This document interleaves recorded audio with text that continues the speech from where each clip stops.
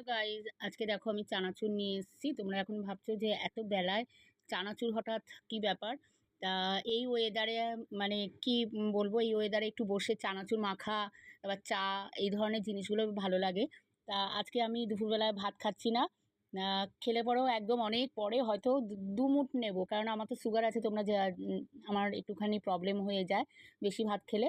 তা আজকে ভেবেছি এইগুলোই খাবো। সকালবেলা চা বিস্কুট খাওয়া হয়ে গেছে। দেখো সিদ্ধ ছোলা নিয়ে নিয়েছি, কালকে এনেছিলাম জানো তো দোকান থেকে, ভুজিয়ালা দোকান থেকে, জেকের ওইখানে। আর এই দেখো কাঁচা ছোলা, অঙ্কুর বেরিয়ে গেছে। দেখো এই যে কাঁচা ছোলা, অঙ্কুর বেরিয়ে গেছে। কালকে এনেছি, আজকে দেখো অঙ্কুর বেরিয়ে গেছে। আর এইখানে দেখো পেঁয়াজ নিয়ে নিয়েছি, কাঁচা পেঁয়াজ।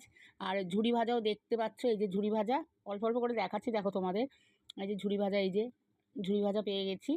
আর মিষ্টি চানাচুর, পাপড়ি চানাচুর এই যে কয়েকটা ছিল, মিষ্টি চানাচুর মিক্স করে। আর কিছুটা আমার ঘরেও চানাচুর ছিল, সেই চানাচুর মিক্স করে এই মেখে নিলাম। পেঁয়াজ কুচি দিয়েছি, লঙ্কা দেবো না, কারণ আমি লঙ্কা ঝাল অত খেতে পারবো না। এখন লঙ্কা কাটতে গেলে আমার অসুবিধা হয়ে যাবে, আমি নর্মালি খাবো। আর দেখতেই পাচ্ছ, কে কে খেতে ভালোবাসো একটু প্লিজ কমেন্ট করো। কমেন্টস করলে বুঝতে পারবো কে কে চানাচুর ভালোবাসো, চানাচুর মাখা।